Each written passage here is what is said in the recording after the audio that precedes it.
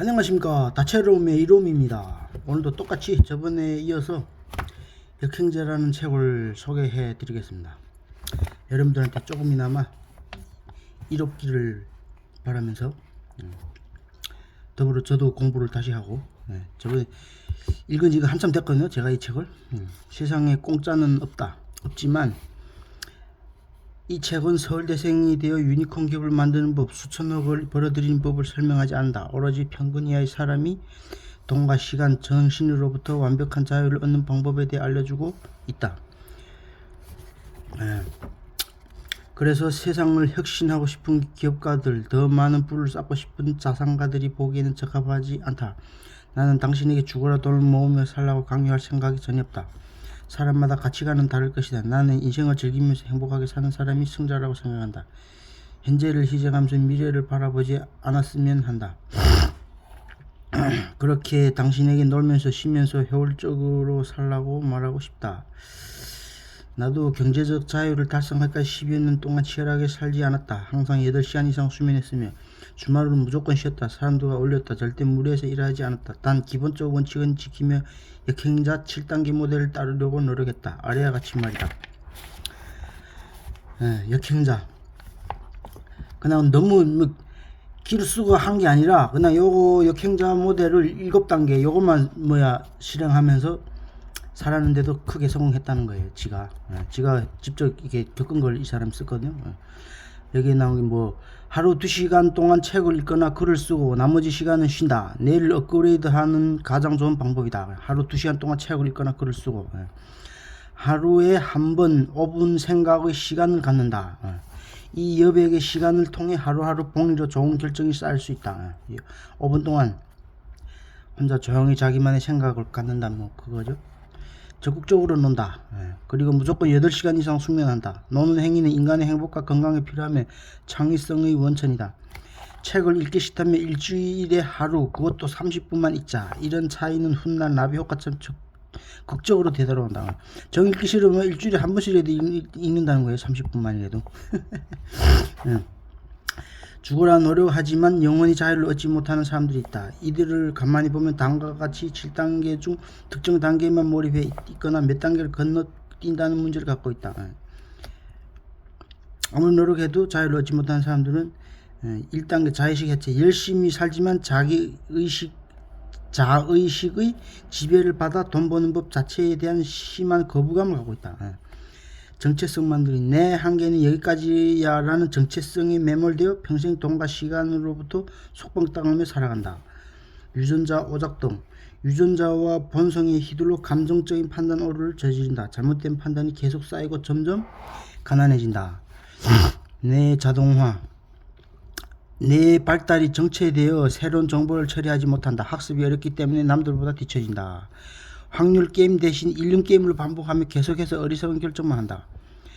구체적인 루트 5단계까지는 잘하고 있지만 경제적 자유를 얻는 구체적인 지식이나 루트를 몰라 헤맨다. 역행자 쳇바퀴 모든 지식은 알고 있다. 다만 인생이 시시포스와 같다는 걸 이해 못한 채 시시포스 아무것도 하지 않고 책만 읽으며 자의한다. 자의식만 커져 꼰대가 되어버린다. 암만 노력해도 이게 자유를 부사 못되는 사람들이 특징이 지금 7가지가 나오거든요. 부동산 책만 죽어라 읽는 행위는 1, 4단계를 무시한 채 5단계를 밟는 것이다. 1단계 그러니까 자의식 해체, 정체성 만들기, 유전자 오작동 극복, 뇌 자동화, 이걸 다 무시한 채 그냥 5단계부터 시작한다. 그러니까 1단계부터 7단계까지 무조건 해야 된다는 거야. 아무리 좋은 지식을 갖췄다 해도 자의식 해체가 되어 있지 않으면 모든 정보를 튕겨낸다. 즉 역행자 7단계를 자리로 밟는 것은 그 무엇보다 중요하다. 난 세상에서 분명히 공략집이 존재한다고 생각한다. 세상에는 분명히 공략집이 존재한다는 거예요. 이 사람은. 당신이 그저 순서대로만 움직이면 된다. 이 책을 통해 수천억 자산가가 되는 법을 알려줄 수는 없지만 자유를 얻는 법에 대한 힌트는 전달할 자신 있다. 자, 놀면서 자유를 얻을 준비가 됐나? 시작해보자. 자기가 수천억 자산가가 되는 법은 뭐 알려줘도 이 책으로 인해서 이제 자유를 얻는 법에 대한 힌트는 지가 줄 자신 있다는 거예요. 이 책. 근데 맞아요. 이 책 읽어보면 태어날 때 가난한 것은 당신 잘못이 아니지만 죽을 때 가난한 것은 당신의 잘못이다. 빌 게이츠 저번에도 이런 얘기 나왔죠. 결국 돈에 관련돼서는 부자에 관련돼서는 이 빌 게이츠 뭐 워런 버핏 이런 사람 안 나오는 책이 없어요. 대부분 보면 제가 돈에 대한 책이란 책은 거의 뭐 엄청나게 찾아보고 있는데 거의 이 사람들은 꼭 등장하거든요. 예. 맞는 말만 하고 또 맞으니까 이 사람들이 빌 게이츠나 이런 사람들이 하는 말이. 그리고 또 이 사람들이 한 말을 안 들으면 어떤 말을 듣겠어요. 부자가 되겠다는 사람이 기본적으로. 예. 그러니까 이런 사람 말이 계속 나오니까 이런 사람들 또 부자가 되는 그런 말만 하고 또 예. 나는 어떻게 경제적 자유에 이르게 되었나.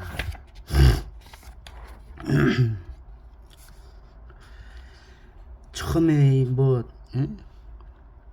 머리가 돌이냐 뭐 이렇게 얘기도 많이 듣고 이 사람도 그랬는데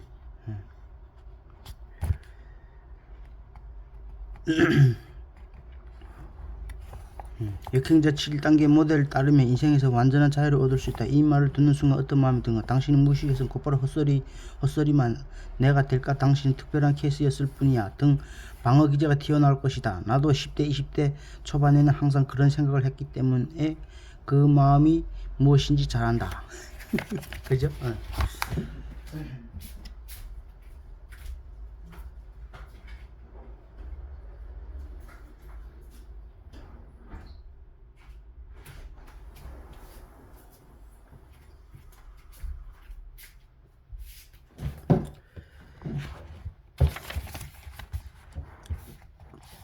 그러나 그런 방어 기제에 균열을 내지 못하면 당신은 절대 변하지 못한다. 즉 그런 방어 기제를 없애라는 거예요. 그러니까 그 상태에서는 어떤 책을 읽어도 헛소리하고 있네 나는 할 수 없어 같은 생각만 들 뿐이다.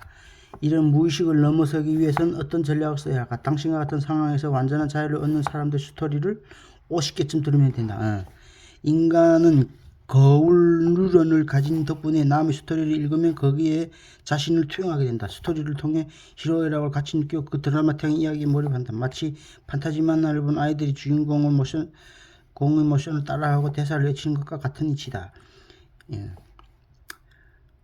자꾸 머릿속에서 너는 내가 될까 뭐 이런 생각 갖고 뭐 부정적인 생각하면 성공을 한 사람들 스토리를 한 50개쯤 보라는 거예요. 요즘 유튜브도 나오고 뭐 많잖아요. 인스타는 뭐 성공한 사람 뭐 책으로도 볼 수 있고 성공한 사람들 스토리를 접할 수 있는 기회가 너무 많은 시대라고 봐요. 저는. 예. 본인만 좀 노력하면 그런 걸 보라는 거예요. 그러니까 그러다 보면 뭔가 그 사람을 따라하고 싶은 생각 막 모방하고 싶은 마음 그런 마음이 든다는 거지. 예. 19살까지 게임만 하고 살았다. 뭐 현실 도피해서 살았다는 거예요. 이 사람들. 그러니까 잠에서 깨어나서 잠들 때까지 게임만 했다. 19살 되어서야 대학 공부를 했다. 1년 내내 공부했죠. 평균 수능 등급은 5.5 등급 정도로 1년간 노력한 점수 전혀 공부하지 않은 친구보다 못했다. 그렇게 머리가 둔했다는 거예요. 이 사람도. 1년간 노력한 점수가 공부를 아예 하지 않은 친구보다 점수가 못했다니까. 컴퓨터 공학에 예비로 못했다. 지방대 야간 컴퓨터 공학과에 예로 들어갔다. 뭐 어쨌든 머리가 돌이었다는 거예요. 나 같은 애모의 히키코모리를 누가 뽑을까? 히키코모리가 무슨 말이지? 이거 어쨌든 좀 깨지지한 그런 뭐 그런 거였다는 거지. 에모에 대한 자신감도 없었고, 뭐 그랬다는 거예요. 인생 최고의 터닝 포인트는 뭐 영화관 뭐 그런 데서 뭐 취직도 해보고, 실수로 자세히 40명 아르바이트생들 사이에서 뒷말이 나오기 시작했다. 시킨 일 항상 까먹고 어리버리했다. 어느 날은 에어컨을 켜야 하는데 히터를 틀어 관람객들이 한 물테를 안에 기어습되고 나서 매니저가 저를 바라보던 표정은 지금도 잊을 수 없다. 근무 중에는 개표가 앞에 서 있어야 하는데 화장실에 앉아서 쉬다가 걸리곤 했다. 정말 모든 게 최악이었다. 영화관 아르바이트를 했다는 거야. 아르바이트생들은 자연스럽게 뒤풀이에 나를 부르지 않았고 군대를 막 제대한 형들도 나를 인간 취급해주지 않았다. 학교에 잘 나가지 않으니 1학기 성적은 거의 F였다. 등록금 400만 원을 낸 학교는 안 나가면서 월급 50만 원 받으려고 영화관 아르바이트를 하고 있었다. 이보다 더 어리석은 인생이 있을 거다. 1학기에는 대학 동기를 짝사랑하며 6개월을 쫓아다녔지만 차였고 2학기에는 함께 일하는 아르바이트생을 쫓아다녔지만 역시나 차였다. 딱히 실망하지 않았다. 실망하는 것도 기대가 있어야 느낄 수 있는 감정이다. 나는 내 인생에 대해 아무런 기대가 없었기 때문에 그런가 또 차였구나 하고 넘어갔다. 성격이 엄청 또 좋아졌다. 어차피 나는 여자친구를 만들 수 없는 사람이라 생각했다. 그러던 20살 겨울 인생 최대의 터닝포인트를 만났다. 같이 아르바이트를 하던 누나가 명지나 안산중앙도서관이라는 데가 생겼는데 정말 너무 좋더라 하고 지나가던 말했다. 난 아르바이트를 끝내고 찾아가 봤다. 책을 잘 읽지 않았던 터라 뭘 골라야 할지도 몰라 호둥대는데 갑자기 내 고민이 떠올랐다. 사람들하고 지내게 해준 책이 없나. 여자랑도 쉽게 대화할 수 있게 해주는 그런 책. 그러다 자기계발 코너에서 대화법 책을 한 권 뽑아 들고 읽기 시작했다. 내용은 간단했다. 자기 말을 하기보다 경청하라는 거. 그리고 나서 다른 대화법 책들도 몇 권 더 읽었다. 공통으로 나온 내용들이 있었다. 남의 말을 잘 들어주라는 것, 상대방의 말을 리액션 잘해주라는 것, 어설프게 초월하지 말라는 것 등등. 도서관에 가서 가장 급한 사람들하고 잘 지내는 방법에 대한 책을 봤다 이거요. 예. 나는 책에 나온 내용들을 영화관 아르바이트생들에게 적용해 보았다. 처음에 힘들어하던 사람들이 서서히 다르게 반응하기 시작했다. 정말 신기하게도 사람들이 자꾸 나와 대화를 하려 했다. 처음에 대개 고민을 털어놓다 자연스럽게 상담을 하기도 하고 같이 PC방을 가자고 하거나 회식에 끼워주기도 했다. 이때 처음 책의 위력을 실감했다. 예. 이때부터 이 사람이 책이라는 걸 아는 거지. 그러니까 어린 시절 나는 게임을 정말 잘했다. 비결은 간단하다. 친구들과 새로운 게임을 하고 나면 난 집에 가서 웹사이트 게시판에 올라온 공략집을 몰래 읽었다. 친구들은 수백 판 게임만 하지만 나는 게임 횟수를 누리기보다 공략집을 읽는데 몰두했다. 1, 2주 정도 몰래 공부한 뒤 게임을 해보면 비교가 안 됐다. 나는 늘 친구들에게 압승할 수 있었다. 수백 판 게임을 한 친구를 100판만 한 내가 압도적으로 이길 수 있던 게임 공략집 덕분이었다. 무조건 공략집이 있다는 거예요. 그러니까 이 사람이 이제 그냥 인생에도 공략집이 있다 이거지. 예. 그래갖고 이 사람이 이 책에서 지금 그 공략집이 나온 걸 소개해 준 거예요. 그 대화법 책 덕분에 사람들이 태도가 달라질 줄 나는 게임에도 공략집이 있듯이 인생에도 공략집이 있는 게 아닐까 생각하게 되었다. 게임 공략집은 웹사이트에 올라가 있지만 인생 공략집은 바로 책이라고 생각했다.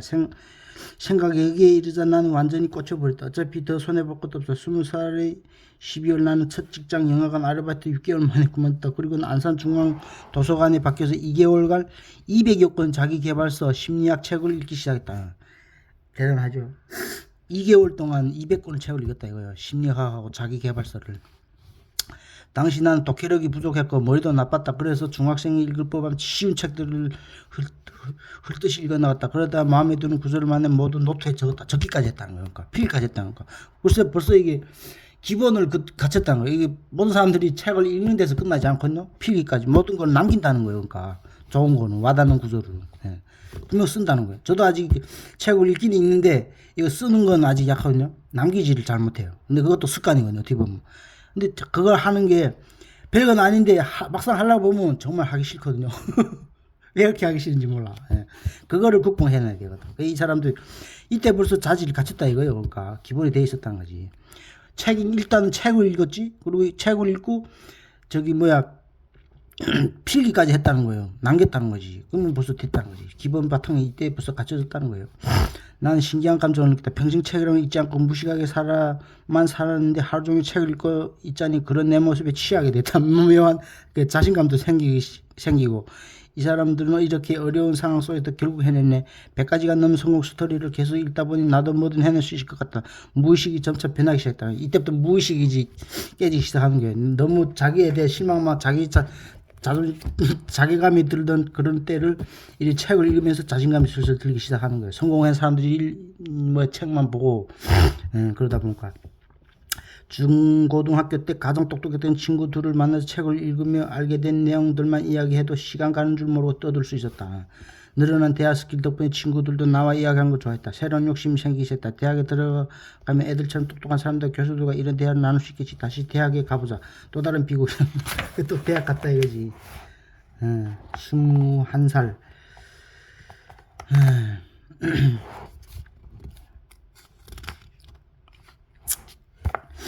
그러다 재미난 사람 둘을 알게 됐다. A는 30대 중반 되는 정말 노숙자라고 해도 이상할 게 없는 사람이다. 내가 자기계발서 심서를 읽는 동안 그는 맞은편에서 경제와 주식을 공부하곤 했다.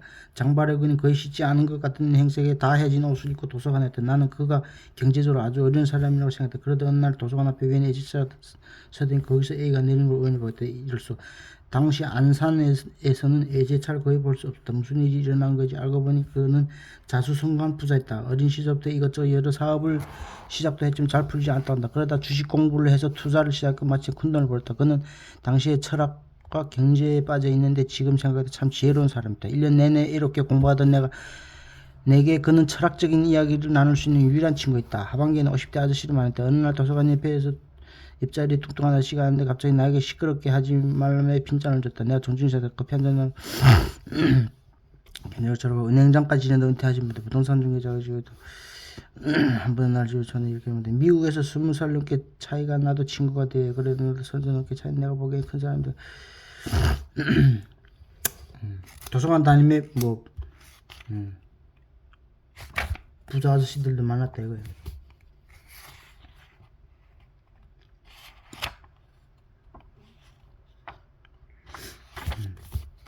공략집이 있다는 거예요. 무조건 인생에도. 어쨌든 이 책을 재밌게 봤어요. 내가. 이 사람 저기 저 대학 다니면서 친구와 같이 또 그런 걸 했더라고. 그 상담, 연애 고민 상담, 뭐 또래 애들이 연애 고민 상담 같은 걸 해주면서 또 돈을 벌었더라고. 그러니까 머리가 이렇게 쑥쑥 돌아가는 거예요. 나는 이별했거나 연애 고민이 있었을 때 어떻게 했지? 그래, 혜진이 여자친구가 있는 법을 검색해서 그 검색어로 네이버 지식 작업을 하고 블로그를 써두자. 블로그로 이제 돈도 벌. 나 같은 고민하는 사람들이 키워드를 검색할까? 블로그나 지식인들 타고 온 사람들이 우리를 신뢰하게 전문성을 보여. 특히 칼럼 중에 칼럼의 완벽성을 보여주면 2년 넘게 다녀서 고름 실패. 후기가 있어야 한다. 후기가 없으면 나라도 믿지 않았다. 대학 내가 연애 상담에서 잘된 친구가 진솔하게 남겨달라 해. 그리고 또 내가 괴로울 때 했더니 뭐 자기 경험을 바탕으로 해서 뭐 네이버 카페에 들어가서 뭐 칼럼도 쓰고 그런 걸 했다는 거예요. 그 열심히 준비하다가 2011년 1월에 우리는 사이트를 하나 오픈해갖고 상담이 있는 5만 원. 예.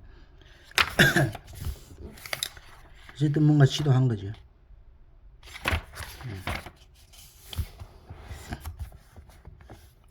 내담자가 상담 사연을 작성한다. 인간의 글을 결국 사람은 제 글만큼의 돈을 모은다. 동업자가 오해도 쌓이고 뭐 여러가지 어쨌든 첫 사업을 한 거지. 돈, 시간, 정신부터 완벽한 자유를 따. 신이 망가뜨리고 싶은 인간이 있으면 신은 먼저 그가 잘 될 사람이라고 추켜 세운다. 가능성적 굉장히 일단 자의식 해체.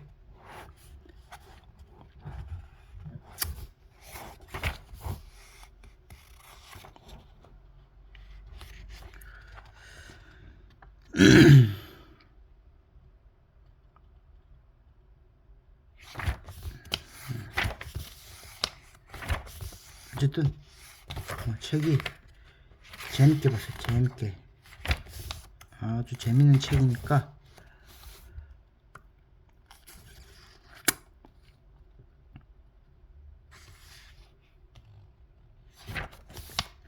여러분들도 한번 읽어보면 도움이 되면 도움이 됐지 도움이 되지는 않을 거예요. 이 책을 한 번씩 꼭 읽어보세요. 네.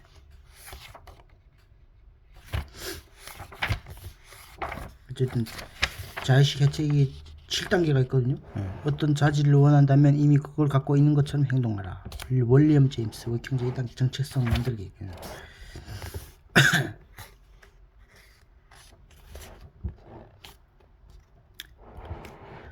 내 머리를 포맷할 수 있다면 어머니가 돌아가실 때 너만큼 부자가 되었으면 한다 하고 유언을 하셔서 그때 각성할 수 있었어요. 각성하고 저기 그러니까 정체성을 만들라는 거예요. 이미 내가 성공하겠다, 이미 성공한 것처럼.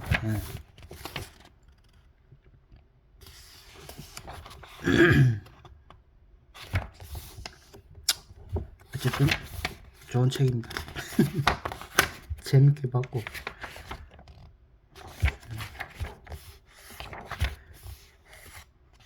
무조건 이 사람은 인생의 공략집이라고 뭐 딴 게 없어요. 자의식 해체하고 이 사람 책을 한번 보고 그리고 공략집을 무조건 뭘 하면 그게 관련된 책을 보라 이거예요. 독서를 하고 싶다는 트래블이라는 독서 모임도 참가하고.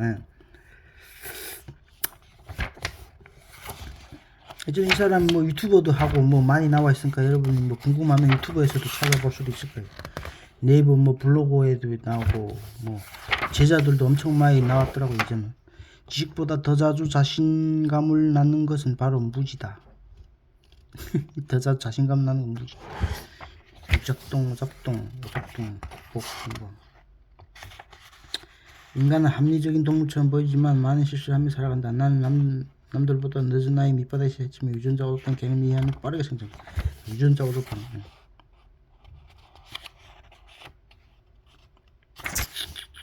이런 데 빠지지.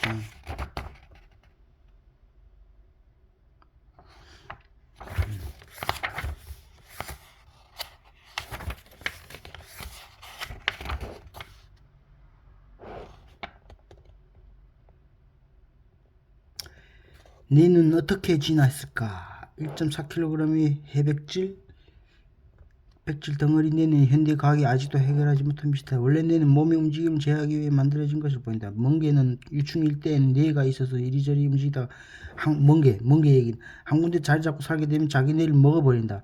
이제 움직일 일이 없으므로 뇌가 필요 없기 때문이다. 이처럼 뇌는 원래 운동을 제어하기 위한 신경 다발이었는데 인간의 경우에는 상상 초월하는 능력을 가진 범용 프로그램이 되었다.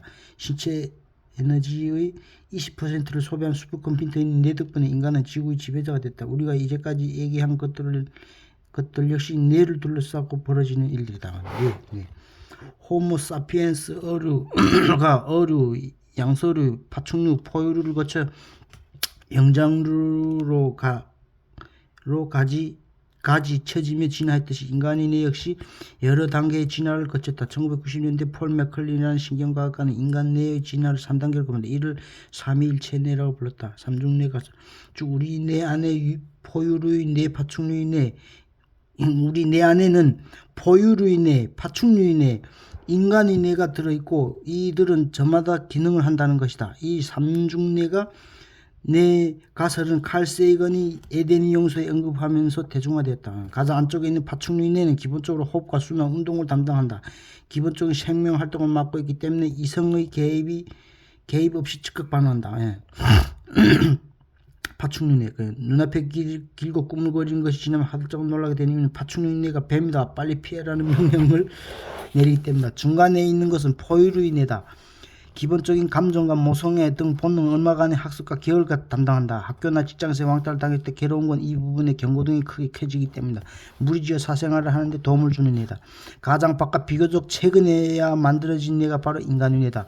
추상적이고 복잡한 생각을 할 수 있고 나는 누구일까 같은 고차원적인 생각을 할 수 있다. 그러나 안쪽의 뇌들에 비하면 다소 반응이 늦고 주의를 집중해야 잘 작동한다. 인간은 이 삼중뇌를 통해서 다양한 상황에 그런대로 잘 대처해왔다고. 수많은 동식물이 도전을 대처해왔고 수많은 동식물이 도전을 물리쳐왔다.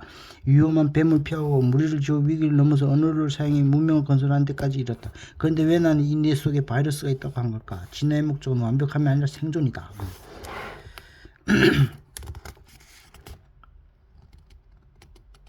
살아있는 생명체는 끊임없이 생존하고 번식해야만 하기 때문에 진화를 통해 최적의 체계를 만들어내는 것은 불가능할 때가 있다.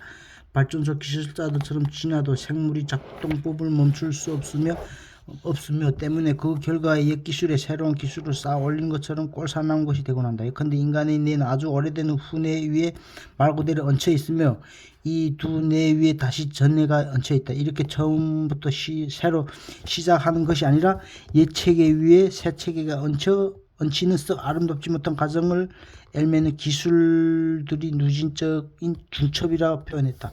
그리고 이런 과정의 최종 산물은 클루지가 되고 싶다. 게리 마크 클루지란 책이 그 이름 사람의 유전자 오작동 이런 거에 대해 나온 거거든요.